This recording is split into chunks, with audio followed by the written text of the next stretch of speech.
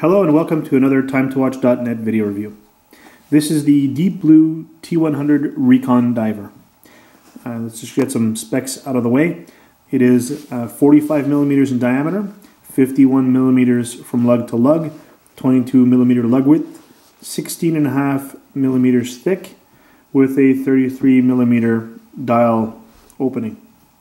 It is rated to 500 meters, as the name implies. And it has a total of 65 tritium tubes all around the dial and on the bezel. So basically you have 61 tubes on the dial itself, 3 on the hands, and 1 at the lume pip on the bezel. Now the bezel is also made of ceramic and also has lume-filled Luminova on the numerals and markers on the bezel.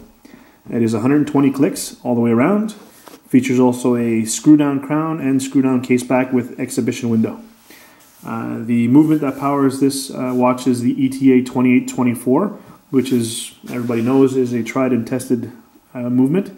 It is running superbly in my watch. I have it going at around -2 seconds a day, give or take a half a second, and I'm very happy with it so far. Now, just to give you an idea of how thick it is, I'm not sure if this camera can capture it, but at 16.5 millimeters, it's not that bad. And the case is sort of rounded downwards, so when it's on your wrist, it sinks down and feels very, very nice.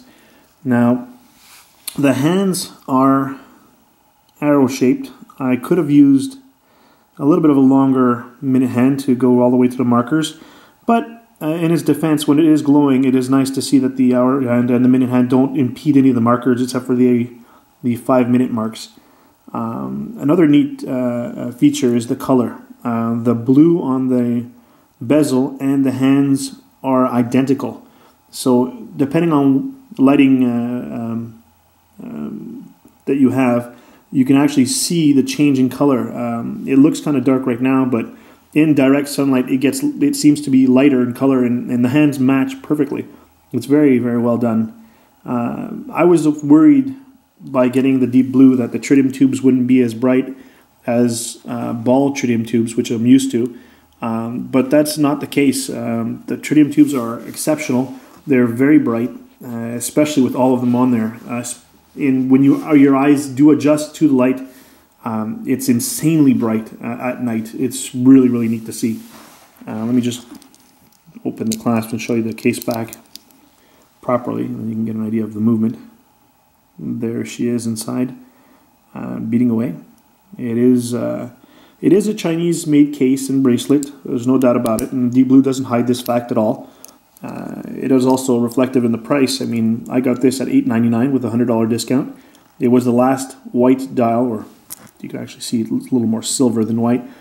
That's a very good price. I mean, my last ball watch was a Deep Quest, and that was almost $4,000. And yes, the ball was a superior watch, but am I disappointed? Not in the least. I'm really enjoying this watch a great deal.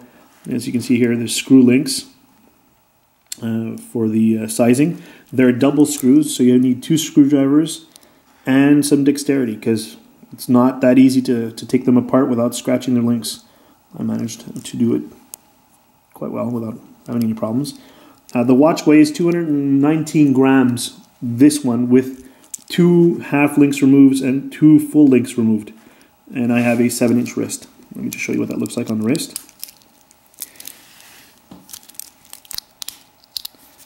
There you go. I think it fits pretty nicely. And I like the shape. The lugs are short for such a large watch. Have a look here. Instead of extending too far past the case, you can see they sort of cut here, and they're not very long. So the watch really fits nicely. And the end links sort of curve downwards, which helps wrap around the wrist. I also like this bracelet design as opposed to the original or the normal oyster style that you see on so many watches that tend to get loose eventually when going side to side. But because this link here is solid, the middle links cannot spread. So they'll never get that side-to-side wiggly play like you see on some old Rolex oyster bracelets. The clasp is engraved with the deep blue name there and the logo on the top part right there. And it does have an extension, which is not a leaf spring. It's more like a machined metal part.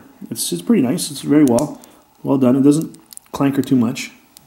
Now the clasp itself could be a little more sophisticated, but at sub $1,000, it does the trick very, very well. It's very comfortable. It's nice and slim. It doesn't stick out. Does not catch on anything. It's very, very clean. I'm impressed. It's a great watch. The dial is very nice, very clean. As you can see, the wave pattern doesn't get too busy. Sometimes in different angles you can see that it looks like it's striped, like vertical stripes. But all in all, very nicely done. The bezel itself, the ceramic, is exceptional. Polished, looks great, does not scratch. Does get smudged, but that's what t-shirts are for, clean it up. And it really is nice. One pet peeve though, the pip is not exactly centered on the bezel. I would have liked that to have been a little more precise, but again, for what you're paying for, I could not be happier. It is exceptional. The crown is easy to use. The knurled design is not cheap. It is really well done. The engraving is nicely done.